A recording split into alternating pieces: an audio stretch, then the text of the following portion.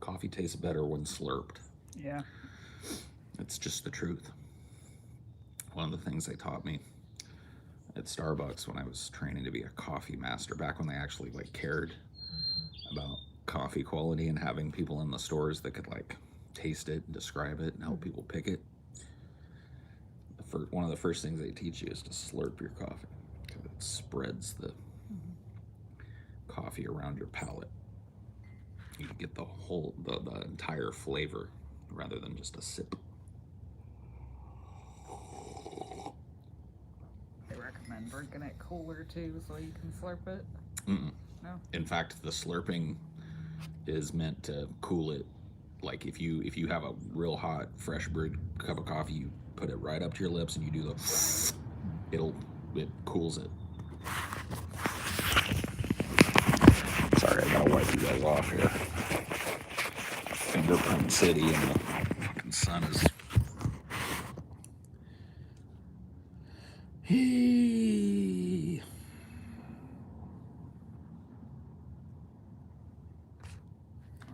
Our little birdies.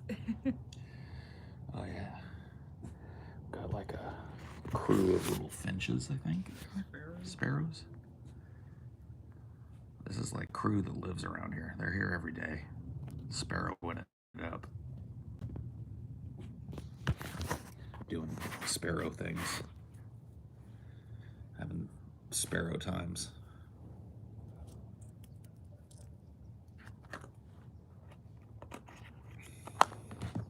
I got those 4 genders too. Mm-hmm. Yeah, Amelia looked it up because these dudes all hang out together, but if you look at them, they are very different, and like there's more than, it's not my typical sexual dimorphism where some of them look one way and some of them look another. There's like 4 distinct groups or 4 distinct individual examples within the little sparrows, and I guess they have 4 genders, like 4 separate genders that inform behavior and their role within the little group. So there's some sparrows that have like these stripes on their heads, and there's like these browner ones, and then there's like a combo between the two, like different combos between the two. Very cool. It's like the white heads are the dominant ones, and it could be a male or a female. And there's brown male or females. Yeah, true. Oh man.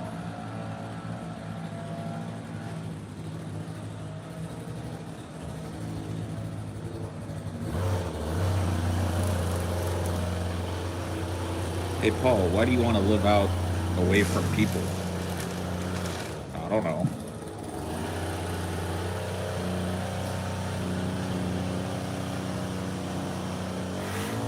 The fart of humanity, dude.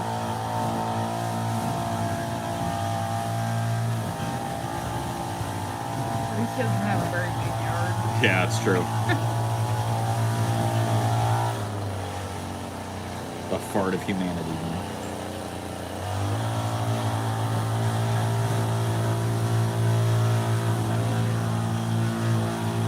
I think that's the thing that's like the most annoying to me about lawns is that not only are they like destructive to the environment, but they're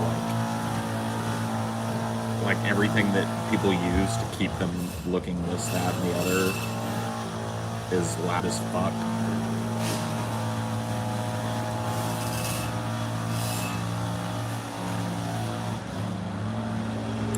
See what you mean yesterday when you said that you have people that close to you. Oh yeah? You see now? What is that?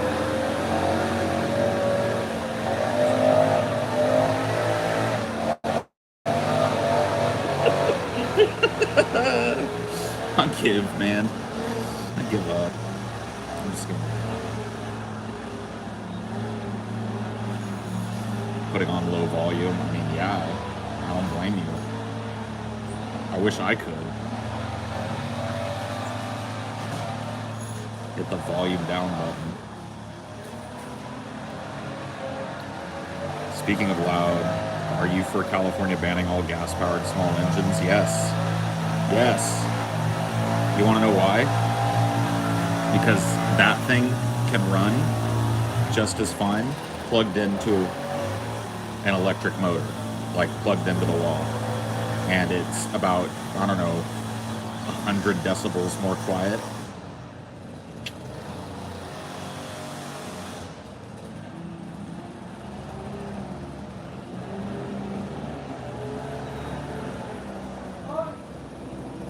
Hey Paul, I usually can't watch your streams. I'm either working or at school, but I got fired yesterday.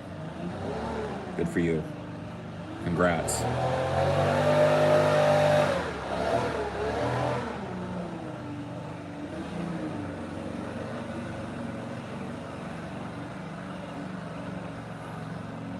Yeah, for a weed whacker, bro. Got like a 90 horsepower engine for a weed whacker. Love it. I love it.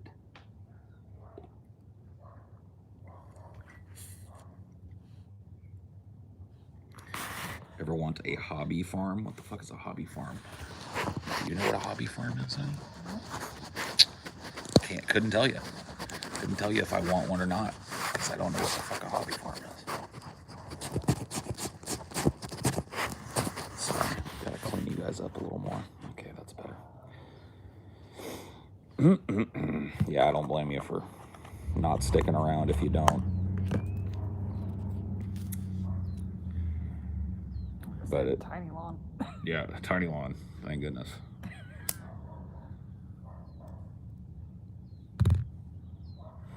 Itty bitty lawn.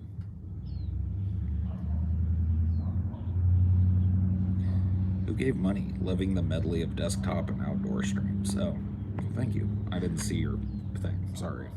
I wasn't trying to ignore. The sun. Yeah, the sun is stand out very well. Yeah, the sun is not in a great spot for the stream today, but that's okay. It feels nice. Like, I like having the sun to my back, warming up my shoulders. Sunshine on my shoulders makes me happy. Every time it snows where I live and I see people in warm places, it hurts my soul. Sorry, bro. Sorry, homie. Just know that those of us that live in climates like this suffer during the summer in ways that you don't, you know? Yeah, like, I think TJ described it as, like, literal hell. Mm-hmm. Yep. I mean, the summers in this area are brutal. So, what do you want to do? Oh, good. This is how I'll spend my last 30 before work. Neat.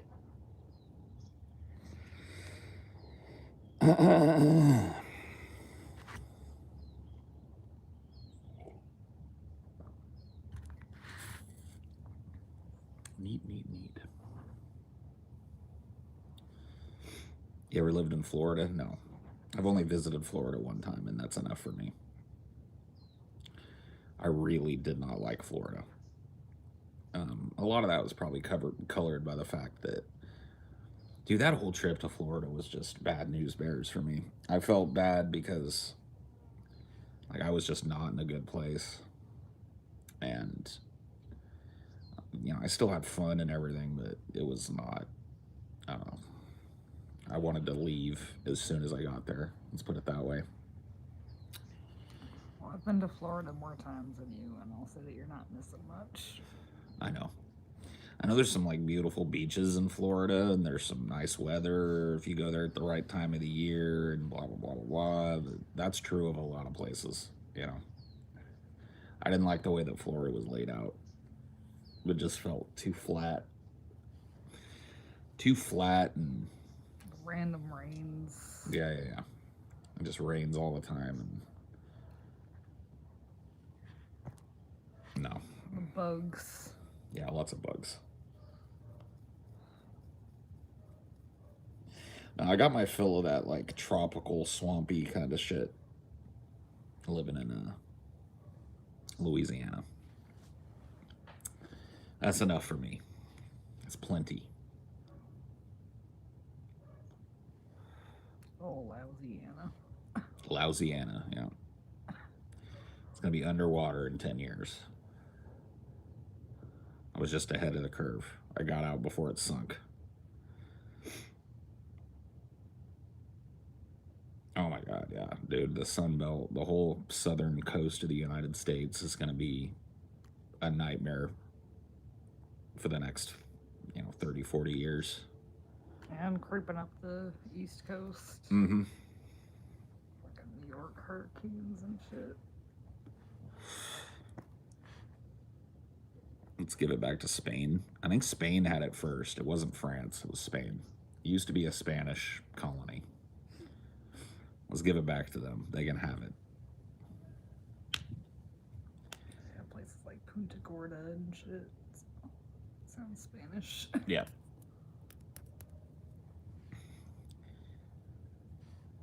If we gave away Florida, though, that would be like cutting off the United States' wang. Yeah. It's the United States' wiener hanging out there. But think of all the rich fucks that don't contribute anything on Florida, too. Oh, yeah. That's true.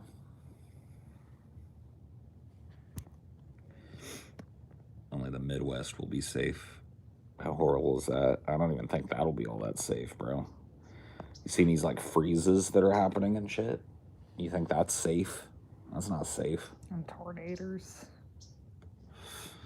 There's nowhere to go. The planet is pissed at us. Do you miss the old house? No, not really.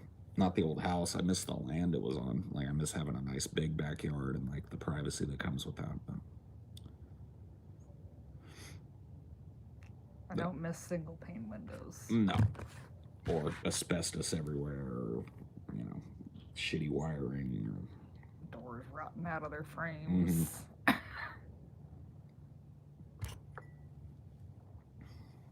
It's safe in Somalia. Is it? Well, why don't you go over there then? Texas grid could fail again. It did. It happened again. They had another ice storm, and a bunch of the grid went down, and a bunch of people were without heat. It happened again. Maybe just not as many, but still. It wasn't as bad as the first one, but it's like they didn't take precautions. Like, after that big freeze happened, they were just like, well, that's not going to happen again, and it happened again, and a bunch of people were without power. Fucking yeehaw. Yeehaw, Texas. Yeehaw.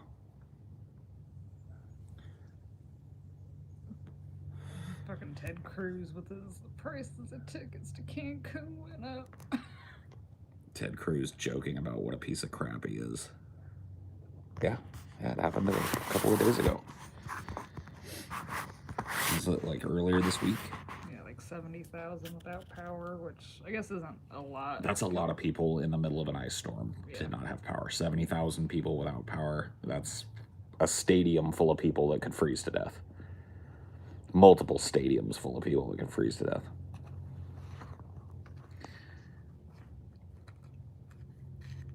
I would own Paul in a fight. You probably would, dude. Unless you're a little feller.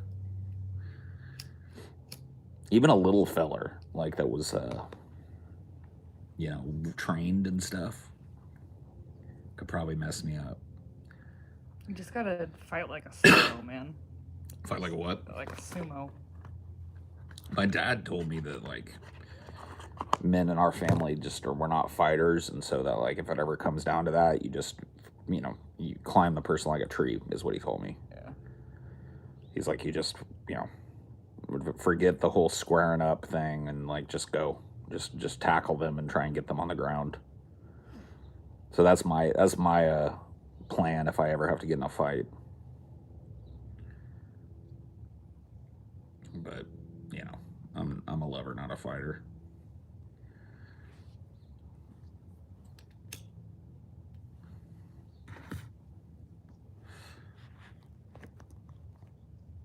Could you beat up Peter Dinklage? I don't know. Maybe.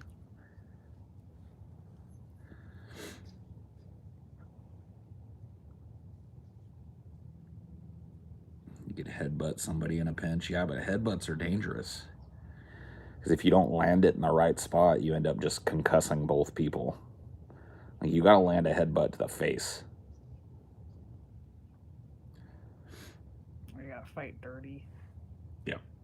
You don't have nails to scratch people, unfortunately. Nope. And I got all this hair too, so if they fight dirty, I'm fucked. I get a fistful of this and it's over for me.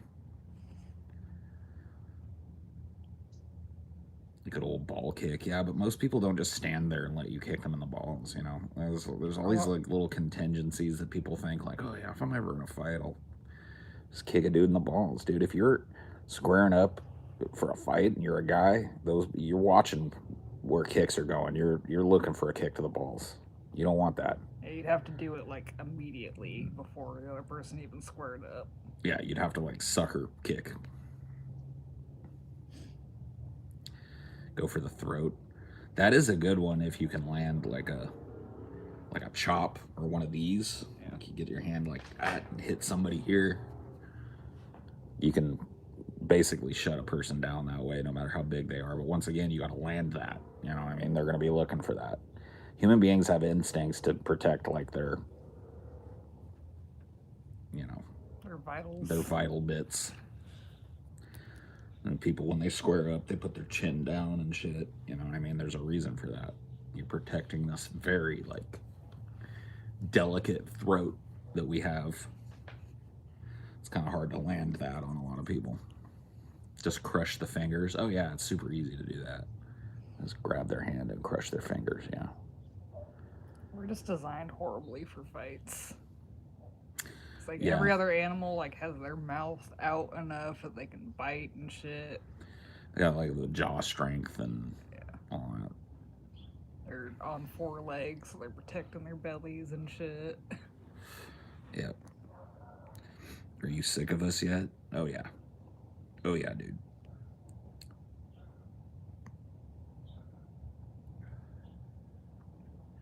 A cut near the eyes will cover the eyesight in blood and blind them. Oh, well, that's simple. Let me just get a knife and like, will you hold still for a second? Good luck fighting me with blood in your eyes. That reminds me of that scene in Shutter Island between the warden and Teddy. Oh yeah, where he's like, if I did you recognize that warden, by the way? No. He looks a lot different. He was Buffalo Bill in Silence of the Lambs. I see. Would you fuck me? He's just older now. Yeah. But yeah, it's like, if I sunk my teeth into your eye right now, could you stop me before I blinded you?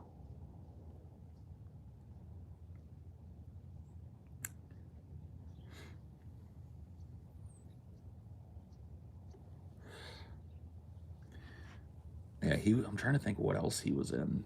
He's been in a lot of stuff. He's a character actor, but he looks so much different now. He's not as androgynous in his older age, you know what I mean? So he's a much more, like, he's usually cast in, like, a more traditional roles now. Cowards take cheap shots, fight with honor. There's no honor. Because here's the thing, my honor comes from the fact that I'm the last dude to jump on somebody and want to fight. That's where my honor comes in. If you push me to the point where I have to fight, the honor part is over.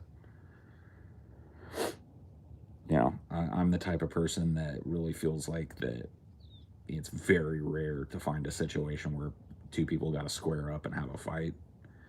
Usually people can talk it out or just go their separate ways or whatever the fuck, and I'm definitely going that direction first. I'm not going to be the dude that's trying to escalate things. So that's where my honor comes in. If you're going to take it there ain't no rules. He was in the OG Fast and Furious. Yeah. And Flubber. I think he was in American Gangster. 99% sure he was in American Gangster. He played like one of the... Yeah, he was. Yeah. Played like the chief of police or something.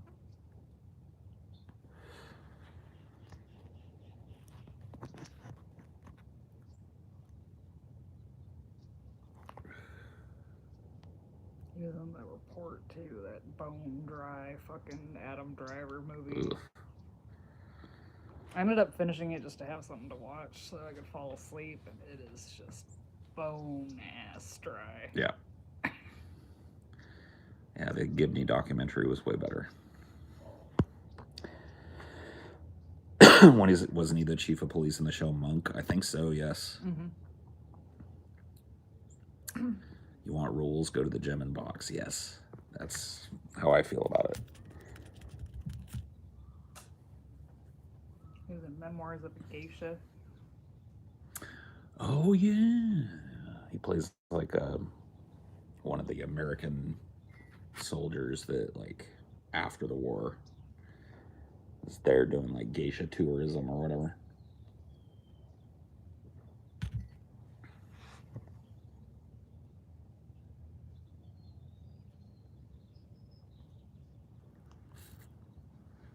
I guess just carry mace. That would be the way to blind the guy so you can run away. Mace is like illegal. Yeah. I mean, I don't know, dude. Mace is whatever. I'm not that worried about it. Like, it's not something that I run around in fear of. You don't go to bars and get drunk. Even if I did, I wouldn't. Like, you know, back in my 20s, I wasn't a dude that carried mace or anything on me. Yeah, I feel like with mace, you gotta go all the way. Just get the bear mace. Yeah, I've somehow made it this far in my life without worrying about having a fist fight in public or whatever. So, yeah, I put all my EXP into charisma. I lowered strength to like 2. Put that charisma all the way up to 10. You have like this vibe, like at the fucking meetup, we'd gotten there kind of early, and everyone would just like flock to you. You got that aura. I have an aura? Yeah. Oh, shit. No, I mean, that's obvious. Of course, people are gonna flock. They're there to see you, you know. But they extra flock to you, like when they're like getting their feet wet and they're like nervous, they go to you first. Yeah, that is kind of true. I'm probably the most approachable of the dudes. At least it seems to work out that way. That's one of the things I always feel bad about at these, like at our meetups, is like there's always like some people that you can tell they're kind of shy. They want to come say hi, so I try and be like as open as possible, and I try to like notice people, like, call them over, offer them a little bit of the J or whatever. Oh god, when we went out to smoke, dude, we got flocked. Yeah, I learned that lesson at the first DP meetup in LA. And then like, you forgot about it. But yeah. Everyone found the secret back door they weren't supposed to go to. Yeah, people were going in and out of the secret back door, and I think the coolest setup that we had was that first DFF meetup in LA. I can't remember the name of the place we went to, but they had like a whole green room complex in the back, and they were pretty good about keeping that separate. Like, there was really no way for people to slip back there.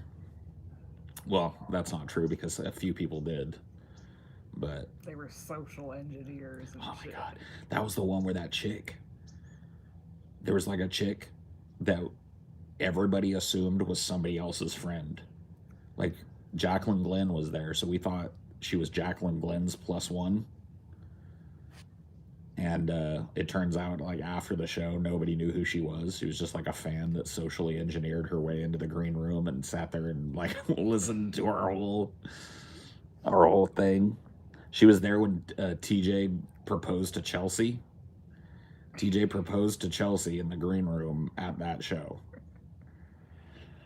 Find that chick, dude. Who knows who she was, bro? It was crazy. Like, teach us your ways. Yeah, some crazy stuff. The Infiltrator, yeah. I live in LA, and I remember being pissed I wasn't 21 yet, hearing about the meetup. Yeah, I mean, we've done all ages shows before and stuff, and they're fine, but finding a venue that's willing to do it is sometimes kind of hard. Yeah, well, the bartenders just want to make money. They don't want to have to fuck with IDs and shit. Yeah. Would you be shocked to learn that that was me in drag? No. No, I wouldn't.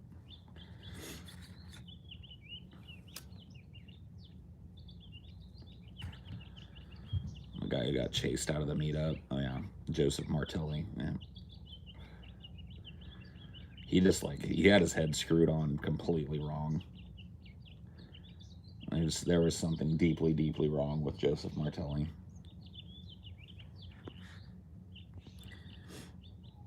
The venues ever give you a hard time? Oh yeah, yeah. We've had good venues and bad ones, for sure. That first DFF meetup, as cool as that meetup was the venue was awful. Actually chased, yes, actually chased. He was a dude that was definitely mentally unstable, and he was making these very thinly veiled threats that he was going to show up at our meetup and do something to somebody, and we made it part of the show, so everybody that was there knew his face and knew that he was was talking about how he was going to be up to no good, and all of a sudden he just everybody was outside. Not everybody, but I was out on the front porch of the place, a 16-bit in Columbus, and I just heard somebody say, "Martelli!" I whipped my head around, and he was outside of the little patio fence with his camera. "Here I am, the atheists here, the blah, blah, blah, blah, blah," you know what I mean? And that spread through the crowd. The fact that Joseph Martelli was there, my first instinct was I'm gonna go talk to this guy. But before I could get through the crowd of people around to where the gate was so I could go out there and talk to him, the word had gotten around to Tommy from the Bronx. And Joseph Martelli had already, on top of threatening to do violence and stuff at our meetup, he had false flagged Tommy's channel or something, because Tommy had did a video about him, and so Tommy was not having it.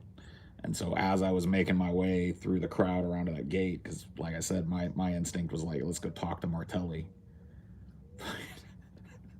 This whole entourage of people, pitchforks. Yeah, it was led by Tommy, who is, if you've ever been around Tommy, he's a big dude, he's 6'2", a big yoked New York guy, He's just leading this group of people with Pimp Monk.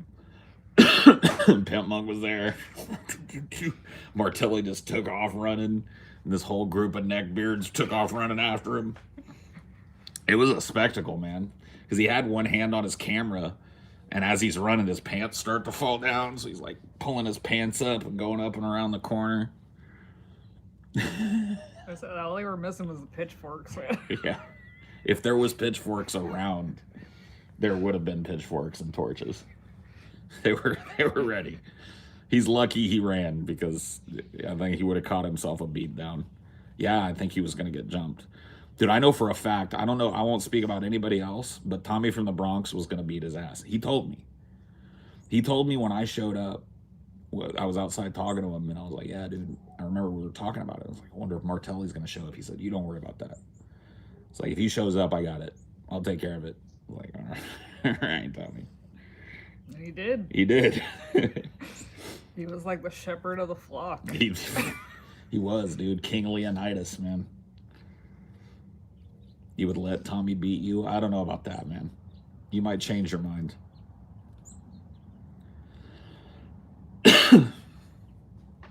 You might change your mind.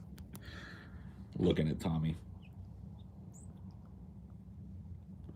Tommy's got those fists that are just all bony. He's got big, giant hands. Is that the guy you said brought an airsoft gun to a meetup? No. I don't even know who that dude was. I was at the first DFF meetup in LA. Some dork that brought 2 airsoft guns.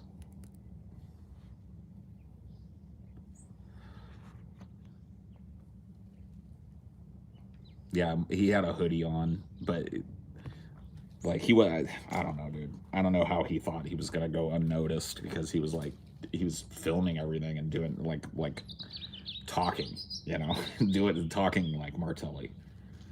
Here are these atheists, these Philistines. Here they are, here to celebrate the death of Christ. Blah blah blah blah blah. He was not very good at being incognito. I think he wanted you to be your initial intention to talk to him.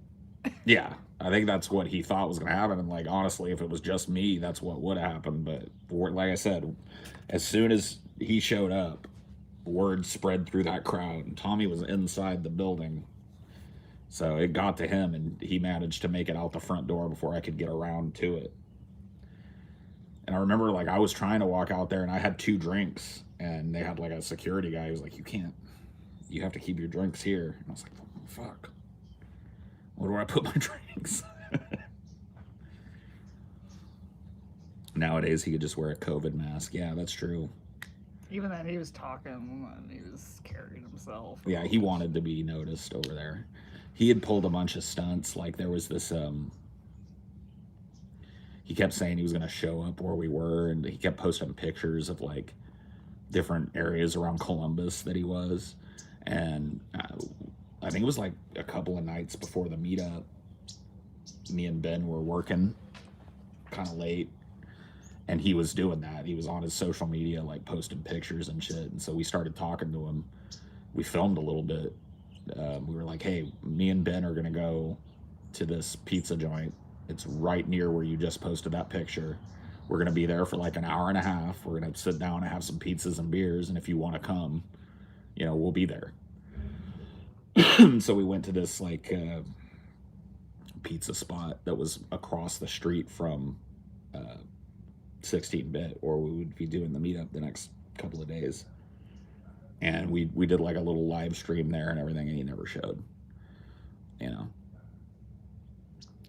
I don't, you know, maybe it's silly, but like I don't like react well to threats, I guess. Like, I don't have this instinct to like be afraid of somebody because they threatened. And I think that's just because like the people that I've known that are willing to do violence, and I've known a lot of people who, you know, you could describe as violent people. Those people very rarely, if ever, brag about it or let you know it's going to happen. It just happens, you know. And so when somebody is talking a big game about how they're going to do this, that, and the other thing, it's typically like, to me, it's a sign that they're not planning on doing shit. And usually that's right, you know.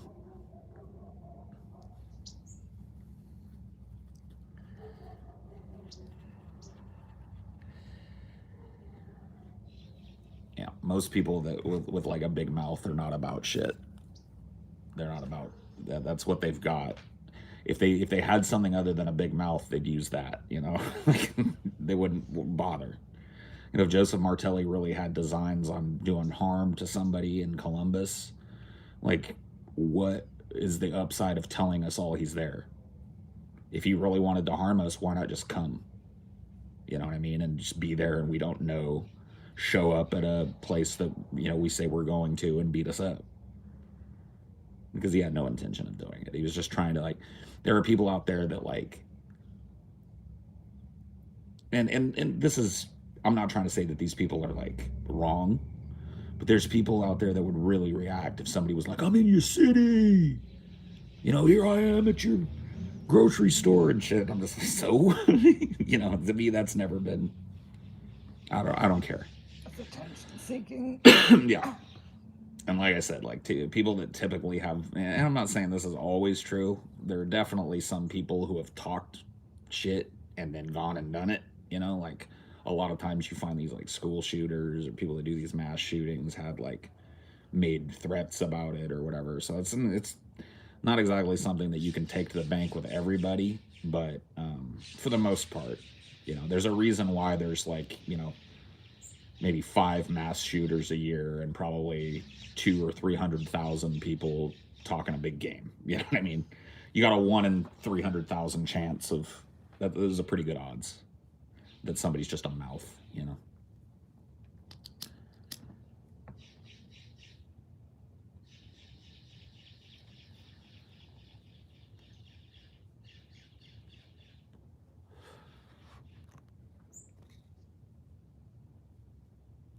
I think it's hilarious how much money he wasted just to turn tail. I don't really think he wasted much money. He was a bus guy. He just like rode a Greyhound or something.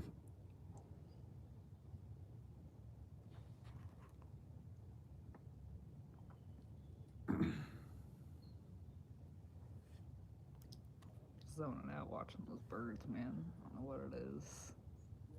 Yeah, they're fun to watch. Got their whole little. They just munch. Yep. I envy these little birds. I didn't tell them about the possum the other night too. Yeah. That was crazy. We had a fence here. Like me and Amelia were just sitting out here talking, and then all of a sudden she goes, "Oh my God, what is that?" And I looked over, and walking right along the top of the fence line was a big ass fat possum, and he didn't give 2 fucks. We were out here talking. His fence is right there. He was just like doo doo doo doo doo. Then Dinor caught wind of him, started barking, and he kept barking over there. And so we walked over there, and he had like done that like thing where possums just like freeze up. He's on top of the thing just staring at us. I was like, all right, bro, you can go on about your business. I don't want none. It was dark, and he used our little phone flashlight. Yeah, it was all dark, and his white face just comes out of he's got beady black eyes, and he's just looking at you like a wild animal looks at you. Like, what are you gonna do? It's like, nothing.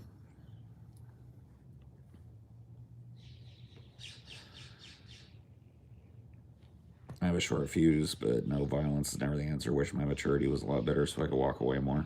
I mean, I don't know. Like I said, things typically don't escalate to that point with me because I'm willing to be diplomatic, and I realize that like a fist fight is bad for everybody. People end up in jail over that shit, and there's just typically there's no fucking point. Yeah, just that monkey instinct. Yeah, I've just seen it. I'm actually thankful I grew up around, a wide variety of people. Grew up around people that were far more diplomatic. I grew up around like really stoic people who I wouldn't describe as inherently violent, but were ready to go at a moment's notice. And then I grew up around some people who genuinely, lived their life by the creed that violence solves most problems, and I've seen the different layers of that and how it works out. And very few times that I've witnessed violence in my life did I think like that was necessary, or that had to happen that way. There's a couple of times, honestly. I'm not going to lie to you and tell you violence solves nothing. There's a couple of times in my life where, I watched somebody get manhandled that pretty much was asking for it, and they probably learned a lesson because of it. But most of the time, it's just ugliness. It's usually the calm ones that can knock somebody out. I don't know about calm, but decisive, I guess, yeah, is probably a better word. Because the guys that I know that like, I would say my cousins are probably the most inherently violent people that I know. And they work, a job that kind of requires that violence of them. And they're loudmouths and boisterous and, funny and all of that. And but they have a switch, you know what I mean? And it's everything's cool and nothing is cool. And once that switch is flipped, they're at each other. They're at whoever's pissing them off. A lot of times it's each other, brothers and shit, I think that probably plays a role too in how I have developed as an adult. Had I grown up with like 5 brothers instead of 5 sisters, I'd probably be more of a fighter.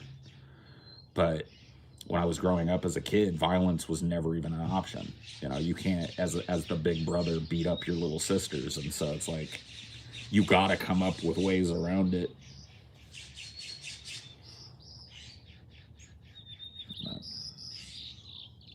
Except the burger. Well, except the burger. I mean, everyone. There are exceptions to every rule. You know, and the burger had to happen. The burger was beautiful and deserved.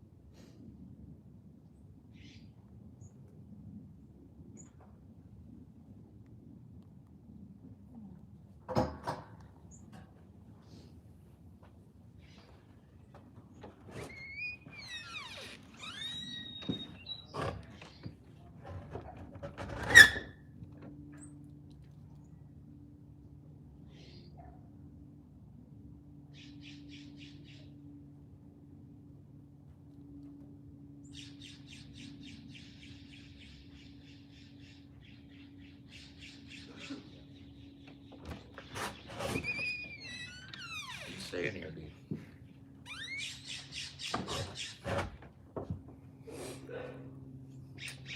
Shibbity doobity doo. Hibbity hibbity hoo.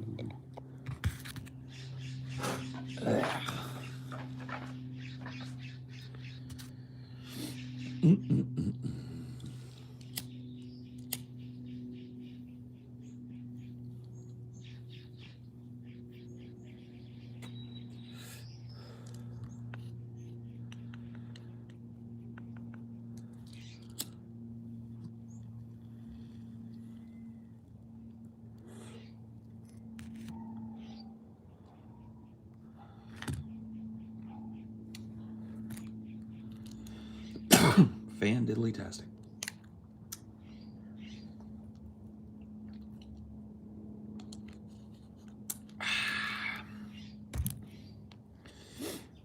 Where does Boogie 2988 fit into your violence analysis? I mean, I think anybody that's going to pull a gun on somebody and fire it off in their vicinity got a little violent streak in them. I don't know. I don't think Boogie's inherently a dangerous dude without a weapon, but anybody's dangerous with a weapon. Tiny little gun. Yeah, Boogie shot at some troll that showed up at his house and discharged the weapon in a residential neighborhood. Like, fired a warning shot over the dude's head. Type of thing. Like Old West shit, you know.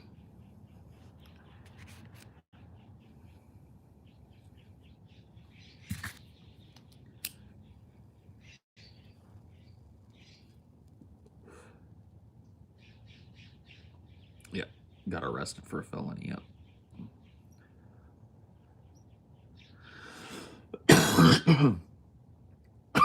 Compounded by the fact that it wasn't his gun.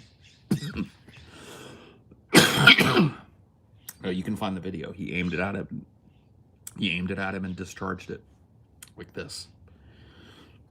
He took it, and the guy was like, "You're not gonna shoot me, Boogie. You won't shoot me." And he just went, pop. He's like, "Don't make me do it. Don't make me do it, man."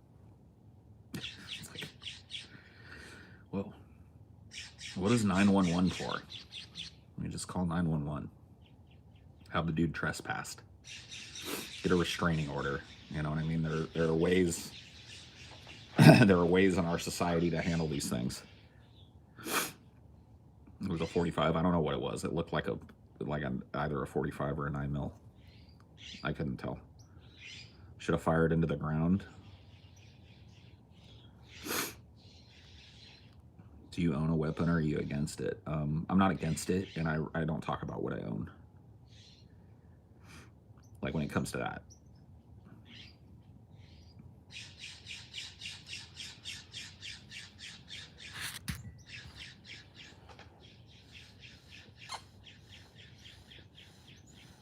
Let's put it this way. Anything that I do own, I own for home defense. And that's that.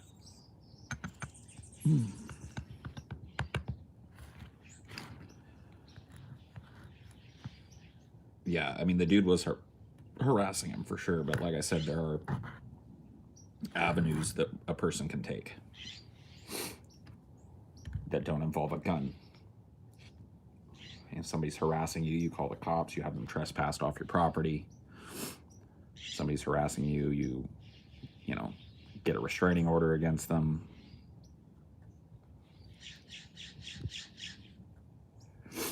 But yeah, he because Boogie 2988 is ineligible to own a gun due to his history of mental illness. He did the worst thing you could possibly do in that instance as a public figure and borrowed a gun from a friend so that he could go brandish it at the dude that was bugging him.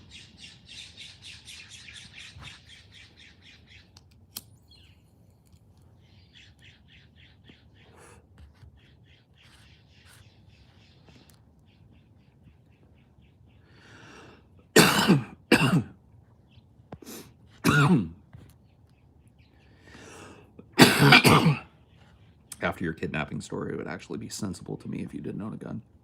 I don't like them. I don't like being around them. But a lot of people, I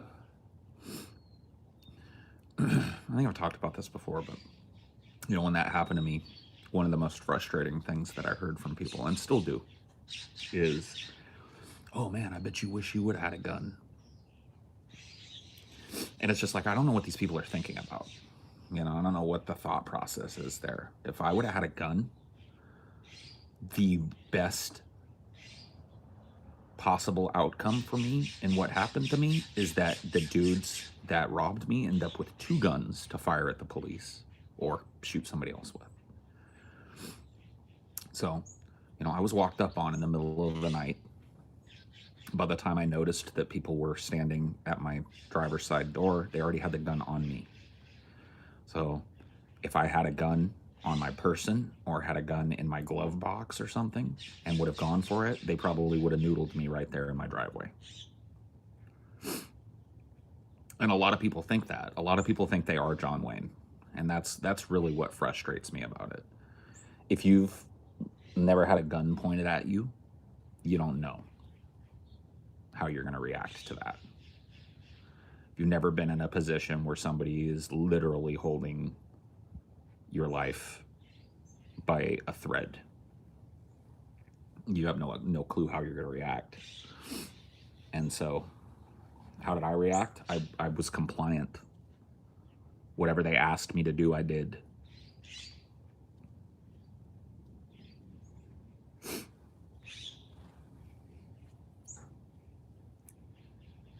And that's what saved my life, honestly.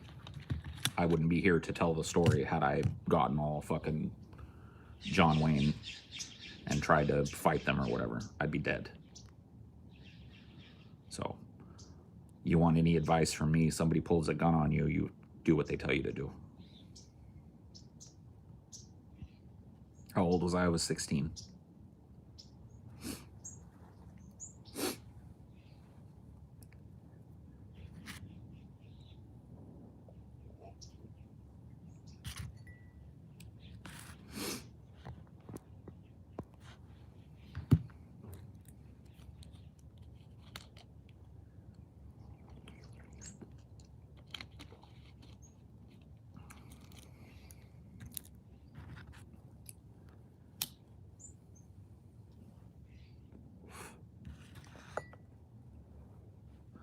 Yeah, they were just people I didn't know.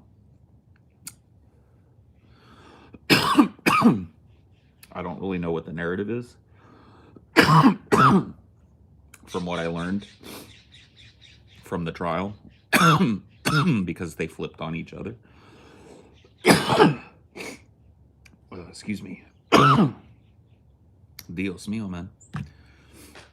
So from what I learned from the trial, they were just cruising looking for somebody to rob. They were driving around through, secluded little neighborhoods looking for somebody to rob. Looking for somebody getting into or getting out of or sitting in their car like I was. So that they could take the car and whatever the person had. And that's what they did. They had no knowledge of who I was, or they weren't even from the neighborhood. They were in a completely different part of town than they lived in, and all that.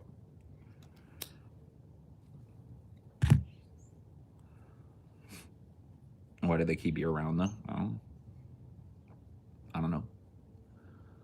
It definitely probably would have been better for them.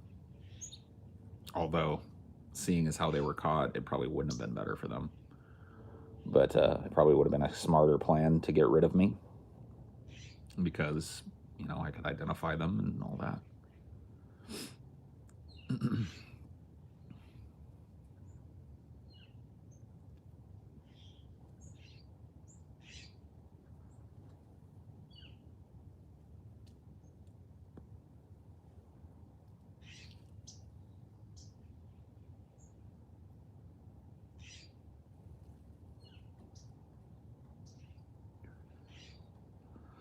Well, they succeeded in that, yeah. Taking me out in the middle of nowhere and stripping me naked and dumping me out there. That ensured that it was at least an hour before I was able to get anywhere. But unfortunately for them, they forgot one part of their plan. They probably would have gotten away with it, to be honest with you. There's a very good chance that the dudes that carjacked and kidnapped me would have gotten away with it. But while I was still trudging through the field, heading towards the one little farmhouse that I could see, they went directly back to Fresno and were past a patrol car driving my car, and it was the middle of the night. At this point, it was like 1 a.m, and they both still had their ski masks on. So when they passed, the cop was coming this way and they're coming that way. The cop sees two dudes at after 1 a.m. wearing ski masks driving around in a car. And so prior to me even reporting, getting to a place and having the cops called, they were already in pursuit of these guys.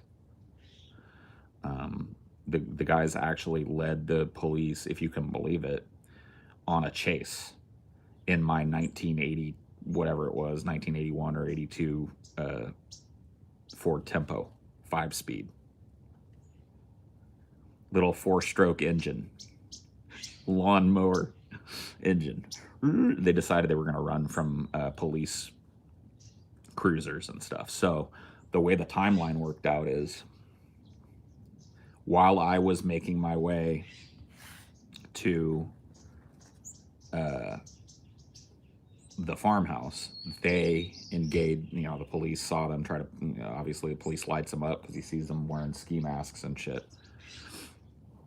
They run, so they're running at the time that I got to the farmhouse.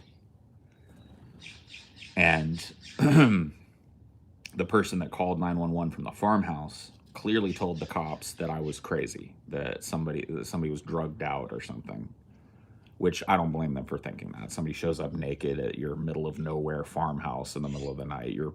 I'm lucky I didn't get shot by them, to be honest with you. But I was told in no uncertain terms to get the fuck off the porch, which I did.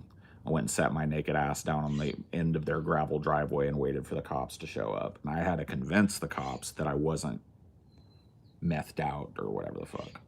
When he showed up, he showed up thinking oh, I'm dealing with somebody that got on drugs and ended up running around in the middle of nowhere. And I explained to him that I had been robbed and blah, blah, blah, blah, blah. He called in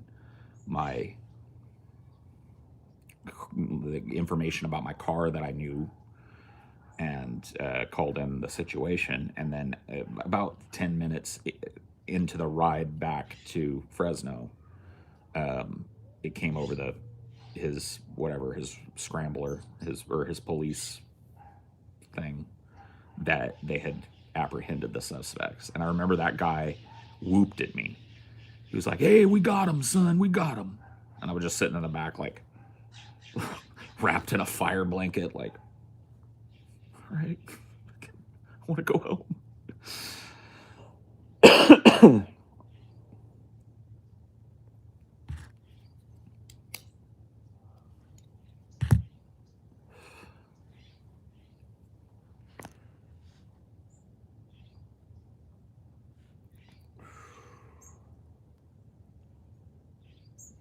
One of the sadder points in the story is how the farmhouse people didn't help you. I mean, I guess I don't blame them.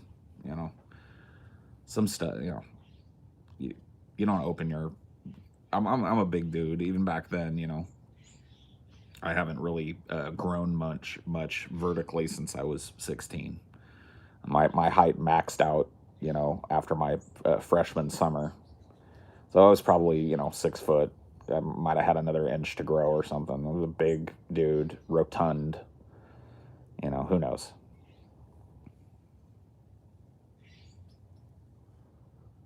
Yeah, I mean, a naked stranger is not exactly something you expect 1 in the morning. How the police changed their act?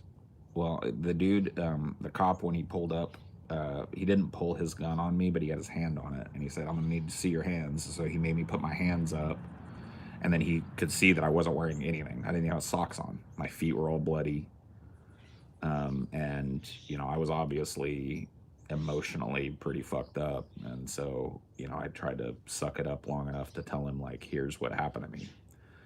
Here's where I live. I was sitting out in my car. These guys came up. They had a gun. They drove me out here. Blah blah blah blah. I remember the cop really grilling me about my license plate number, and I couldn't remember it. I don't think a lot of people like have their license plate numbers fully memorized or whatever. I certainly, obviously didn't. But I remember he really wanted that.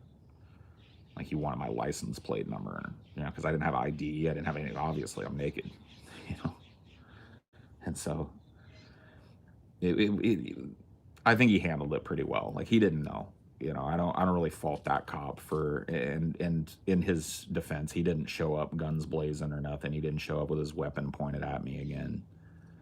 No, I really don't. I really don't fault him for that, because he didn't know. You know what I mean? There's no way to know.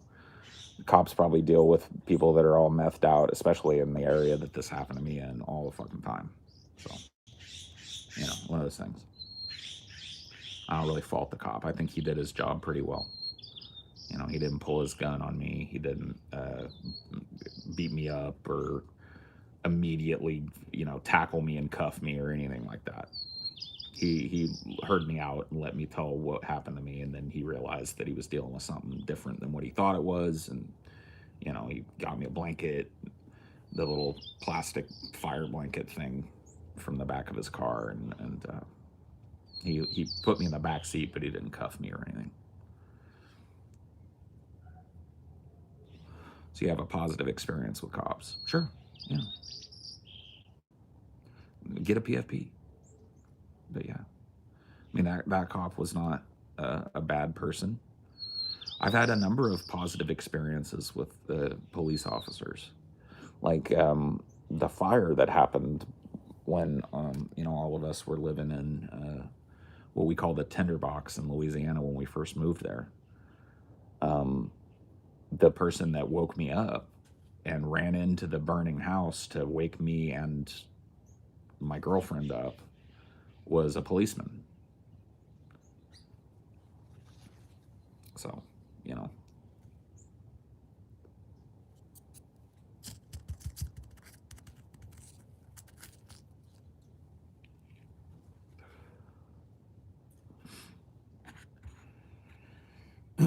but as it would turn out, the entirety of my experience with the cops was pretty negative, because I was just kind of as a young victim, just kind of railroaded by the cops. I was basically just told what I was going to do all the way through it, you know, through the that night with the identification of the dudes, and then when I had to sit in on the preliminary trial, I didn't have to testify in the wider trial, and they ended up settling because they flipped on each other anyway. But yeah, through that whole process, I was basically just railroaded. I didn't have proper representation, and I wasn't treated properly either as a victim of a crime.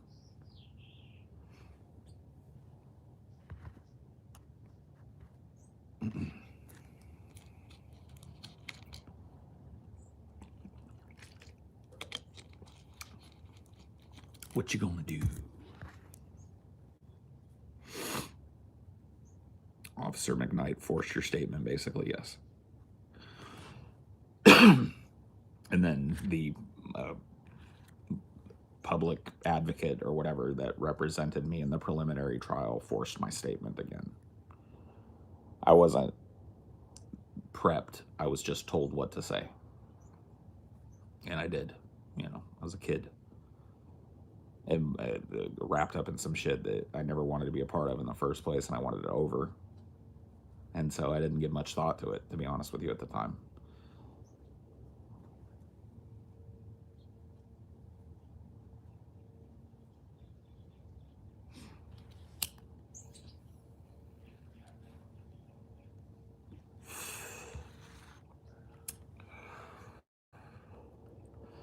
But that's enough of that.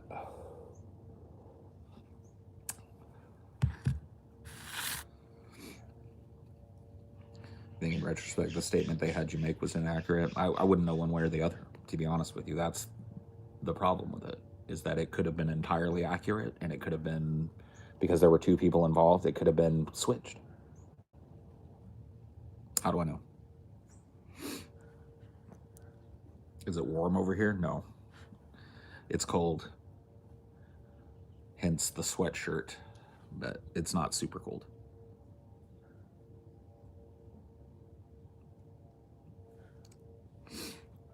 It's survivable. Rancho Cucamonga. About to start work. Wish you a good day, Paul and Jen. Hey, buddy. It's all good, man. It's many years ago. Chat is devolving. Chat never evolved. You can't devolve if you never, you know, evolved past a protozoa, you know. Chat is a protozoa. Hope your day's going good. It is. Thank you. Doing our patrons only onion nuggets today. TJ is feeling better. From what I was able to glean last night, talking to him a little bit, or, you know, texting, he's feeling a little better. Feeling good enough to do the show anyway. He's on the mend, so that's good news, you know. Yeah, it isn't hard to get a profile pic. It's actually really simple, so just do it. I'm a patron. Will be posted on the feed when you guys go live. Yeah, we're going live at, what is it, 4:30? 3:30 Eastern. Yeah, right after the D&D premiere for the pub. Yep. The plebs. Yeah, there's a D&D premiering at noon. Well, it would be noon Pacific, and then we go live at what would be 12:30 Pacific, 2:30 or 3:30 Eastern. Yeah. You're so bad at the time zones. Time zones, man. Whatever. We should get rid of time zones. It should be the same o'clock everywhere on the globe. We need Earth Standard Time. And just change the local things. So, like, morning here would be, you know, whatever. Let's say, like, you know, mid-morning would be typically 8 a.m., but mid-morning somewhere else would be like 8 p.m. See? Wouldn't you rather have that than all these different, like, as soon as you step across here, the time magically changes? Like, heck no, man. Just get rid of time altogether. Yeah, just stop counting it. Get rid of the calendar, stop counting days and years. Like, what does that avail us, man? Just deadlines. Yeah. Just deadlines and disappointments. Screw it.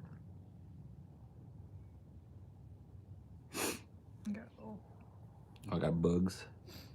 I got a bug hanging. Yeah, you got it. All right, thanks. Good looking out, y'all.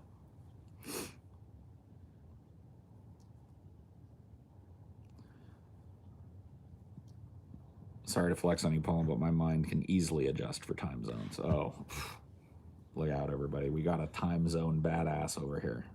Captain Time Zone. Oh. You just don't have to deal with it very often.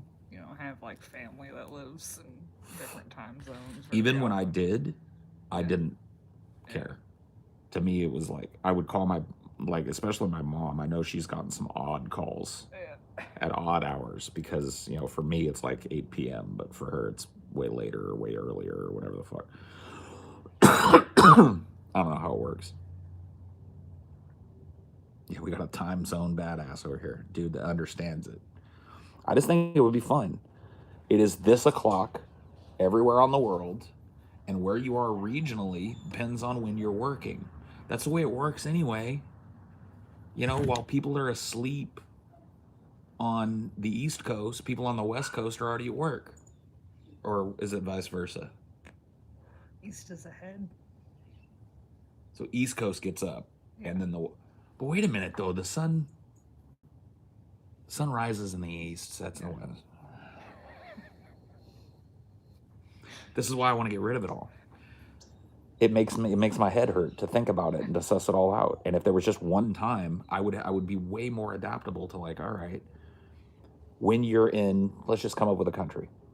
They have like GMT, the Greenwich Mean Time, that everyone. I'm fine with that. Let's go Greenwich Mean Time everywhere. And, you know, when I go to another culture, all I have to adjust to is the fact that AM is PM there, according to my reference. So when I would normally be asleep, they're awake. And when I would normally be awake, they're asleep. But it's the same time. They just adjust. I'm fine with GMT. Make GMT global time. Change it from Greenwich Mean Time to global something time. Or mean time would probably work. Global mean time. There you go. Easy peasy.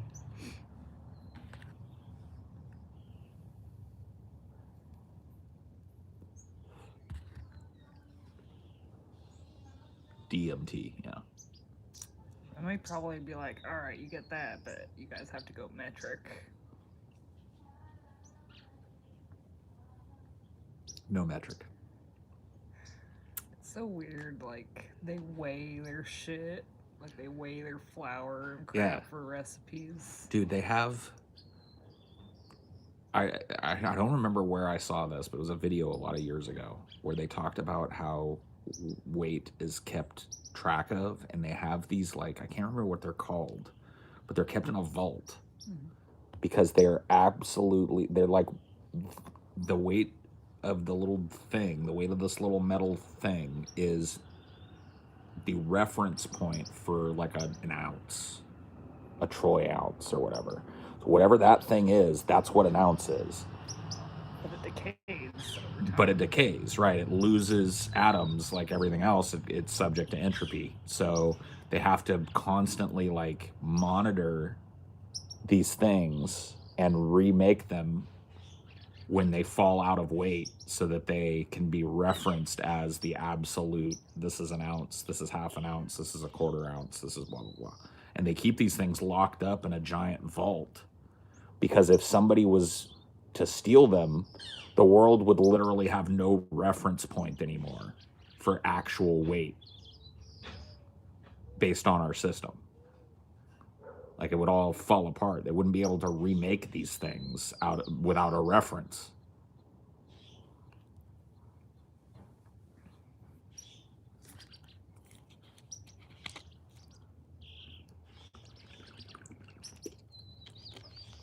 That's pretty crazy.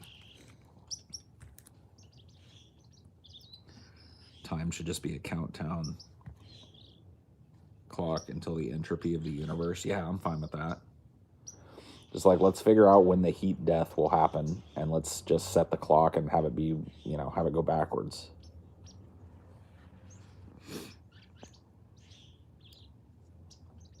Funny enough, in the UK, they use miles per hour. Do they really? I mean, kilometers per hour gets ridiculous after a while. It's like 100 something. It just sounds more impressive than it is. Do they really use miles per hour in the UK, though? That doesn't make a lick of fucking sense to me. I think they do in Canada, too. Canada makes sense.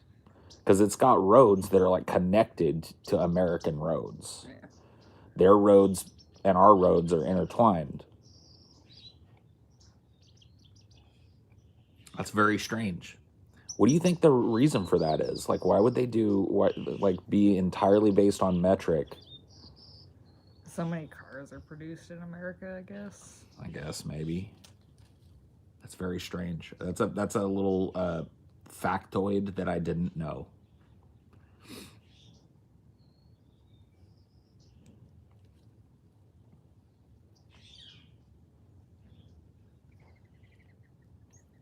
Are you not hot in that sweatshirt, man? Fucking burning up in the sun. Are you? I don't know. It feels good to me. You're more shaded than I am, I guess. Yeah, I'm probably got a little bit more shade. You're right in it. You could move over here and be out of it. I'm fine. I just had to take my shit off. Yeah.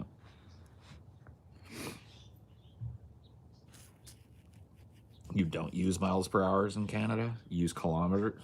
See, that's what I'm talking about, man. That makes no sense. Like weight too. It's like kilograms sound tiny compared to pounds. Yeah. Do all these fractions and shit. Yeah, forget it. Fuck a fraction. Yeah, I don't want it. I don't want anything to do with a fraction.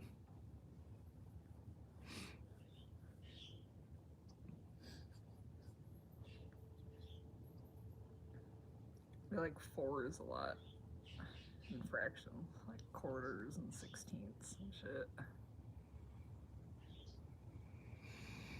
Oh, it's melting my brain. Can you speak for Australia, New Zealand? They use kph over here. I really don't. I mean, like, you guys can do whatever you want. Kangaroos per hour is probably what it means over there. You can pass this many kangaroos per hour. Who cares what you guys do over there? Barbarians. Yeah.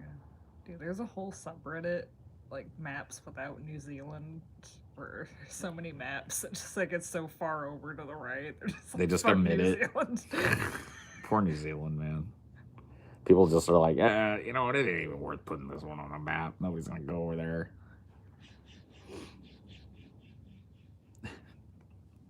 Whatever.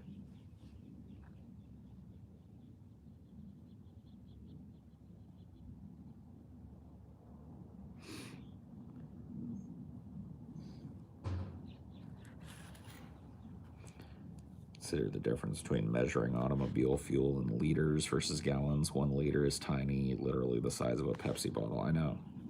It's just ridiculous. I guess the numbers get too high. Too low.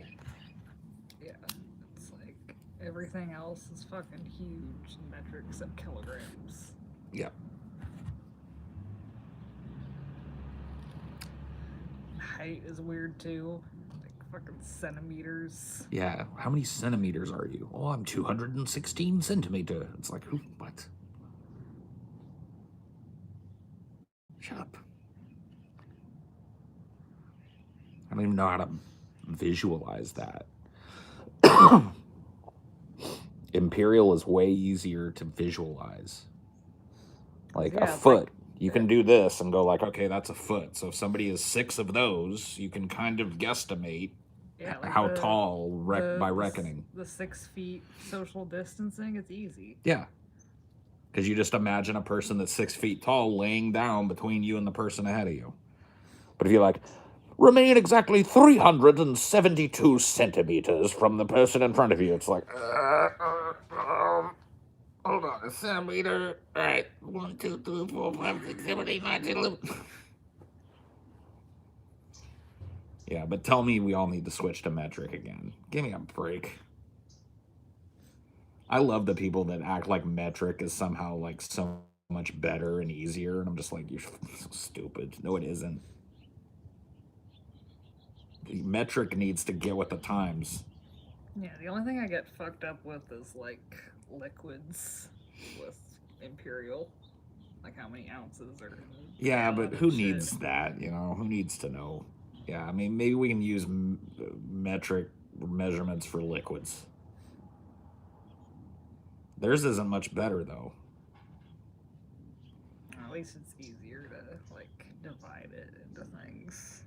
I think we should just get rid of all math. Yeah. Outlaw math. Everything's eyeballed. Yeah. Everything's by reckoning. We don't need to know the exact nature of the universe. Let's just unlearn it. Yeah, stores open whenever. Of course, you prefer Imperial.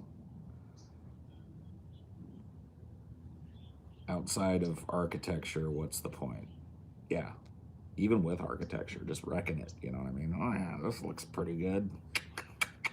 I mean, they already fuck shit up even with exactness. True. How many things have collapsed and fucking all that bullshit.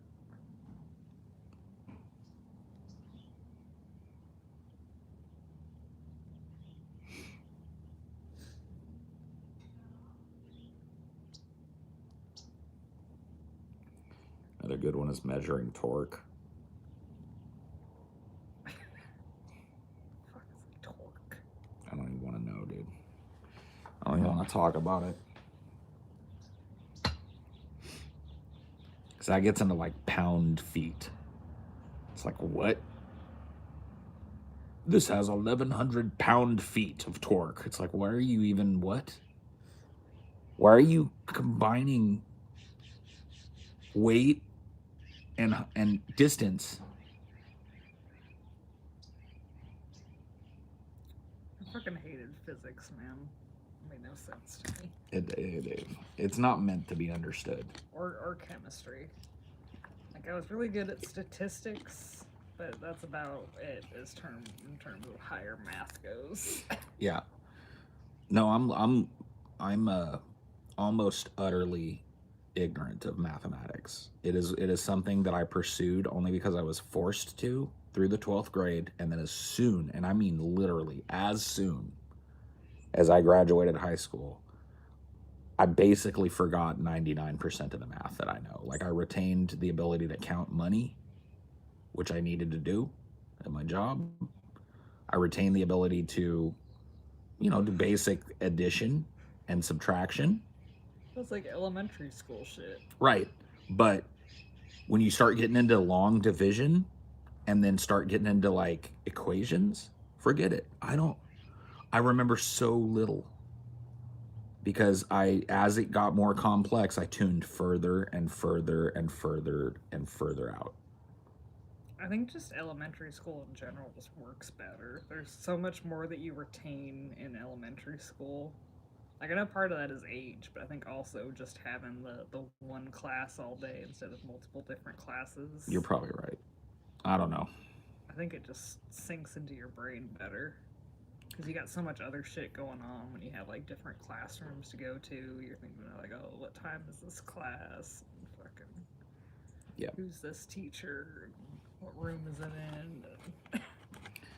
I mean, I started to struggle with math almost as soon as it got like more complex than like times tables, and when we got into like long division, that's when I started to struggle. And then it just got worse and worse every year as I was just funneled into higher math stuff all the way through the 12th grade, man. I was just like, man. And then I have not used a single thing of it. I've never once been like, oh man, I'm so glad I took that algebra class because I wouldn't have known the circumference of this circle. Yeah. And it's like anyone that uses math is gonna probably use a calculator because there's no fucking point sitting on a piece of paper doing the long division when you have a calculator. Right. Like, you don't want to fuck up, like, the equation for, like, like architecture and shit. Or you just use a computer and it does it all for you now. Yeah. Thank goodness. Yeah, once they combined the numbers and the alphabet, I was it was huh? I completely forgot how long division works at this point. And I even barely remember how fucking multiplication works. So you do, let's see if I can even remember long division. Let's say you have 9 into like 100. So what you do is you take the 9 times 1 is 9. Right? Or wait, no. I think you see how many times it goes into 10. Do you? Oh yeah, the two. So you got 2 zeros at the end. Mm-hmm. So how So many? it's like 9 doesn't go into 1, so you just make it, how many times does 9 go into 10? It's like 1.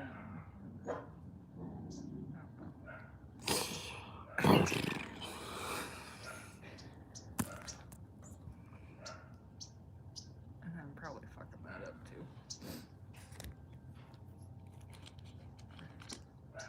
Yeah, they really want they were that way with me too in algebra and geometry and stuff. They like you had to have a calculator, but they would not let you use it.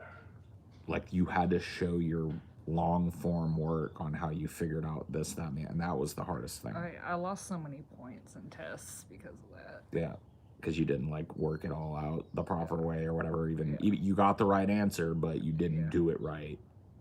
It's like no one that actually uses math in their job is fucking sitting there unless you're like a scientist coming up with a new formula or some shit. Well, I think that's their idea is like you understand it more fundamentally if you have to work it out yourself. But for people that are already just like, because by that age, 10th, 11th, 12th grade, you're really settling in to your skills and your proclivities.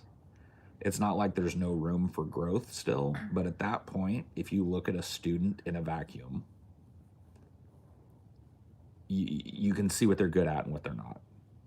And that is not something that is going to typically be changed throughout their life. So you're going to have a student that really excels, possibly like for me, I was a dude that I walked through every class that didn't have math in it. Like writing. Any kind of writing class, any kind of English class, history class, civics, economics, blah, blah, blah, blah. Well, maybe not economics, but I did take a civics and econ class and I A+'d it. Because it wasn't a bunch of math, it was like understanding different economic systems and stuff and the broader strokes of that. I was fine with that. Anything that required a lot of reading, fine with it. Anything that required a lot of writing, fine with it. Memorization of random factoids and shit. Memorization, I was good with that. So, that made me good with history and, the biology classes that didn't incorporate like math, but were more about like cell structures and stuff like that. I was good at all that. Aced it. I think because you have a more visual brain too, so you can like kind of create like a picture of the whole thing in your brain. Maybe. Visualize it. Maybe so, yeah. But I just waltzed through those classes. But chemistry, any kind of math, and I always struggled with it. See, I used to be good at it, and then my brain just fucking farted it out over time. Yeah, I mean it's one thing to like get it, and it's another thing to realize its importance and retain it. You know what I mean? And like most people, I feel like don't retain most of what they learn in their high school math classes. I really feel like the whole educational system needs to be overhauled, and I really feel like high school, it really should be looked at as pre-college. I feel like if you make it through grades 1 through 6, you have gotten a baseline education in the basics of most things. You've read books, you've written papers, you've done research, maybe not tons of it, but you've learned a little bit of that, and you can kind of see where your proclivities are. So when you move into the high school, I really feel like kids should be funneled into a different high school experience based on what their interests and aptitudes are, and not just thrown into the meat grinder of another 4 years of general ed. And then after they graduate, another 2 years of general ed or another year of general ed. It's just ridiculous. It's like, okay, like we know, educators all know that kids show their proclivities early. Think of how much time is wasted by teachers trying to help someone struggling with math. Right. And it's like, to a certain point, basic math, I think everybody should have that, because you know what? Being able to count things and To add know when two you're plus not two, being screwed over, right? like That a mortgage or whatever the fuck. that comes up in your life.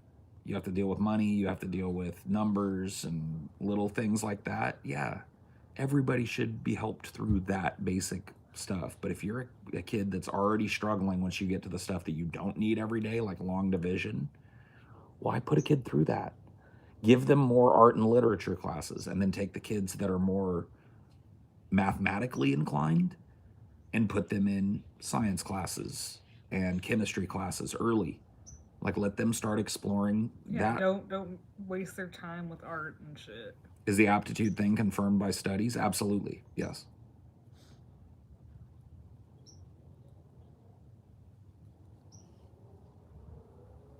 It's just like so much fucking energy and time wasted by teachers and students. It's like I don't think any like math teacher like loves fucking sitting with someone that doesn't understand math. No. I mean, I'm sure there's a certain, like, because there are kids out there that just haven't been exposed to it, and so Yeah. at first they're like, oh, but then the light comes on, you know what I mean? And I'm sure that's very fulfilling as a math teacher, as somebody that loves that little area of the sciences, taking somebody that's very confused about it, and then at the end of the semester or whatever, they get it and they like it. That probably feels good. But just nursing a kid like me through the class to get a C so I can graduate, I mean, come on. Got about 20. Okay, 20 minutes.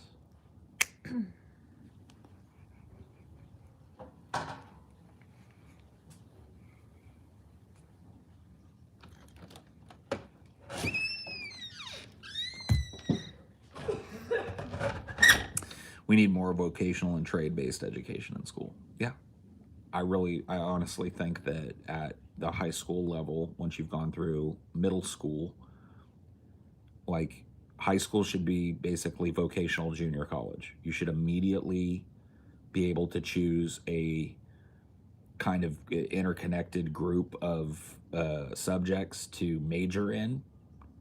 You should no longer be forced to sit through higher mathematics unless you've shown a proclivity and an interest for that, in which case you will be doing even higher mathematics. So if you're going into engineering or, rocketry or whatever it is, aeronautics, if you're that type of person, you're going to be taking those types of classes. If you're, a person that isn't really interested and doesn't really have an aptitude towards that, but you love reading, you love literature, you love art, you love poetry, you love all, this other, you're funneled into the higher kind of philosophical classes and the higher English classes and the studies of different movements of art and literature and history and all of that. That makes so much more sense to me than just pounding kids with general education for 12 years of their life and then expecting them to go and do another couple years of it before they can even start taking classes to learn how to be what they want to be. That makes no sense. Anyway, I gotta go prep for the show. Be a patron.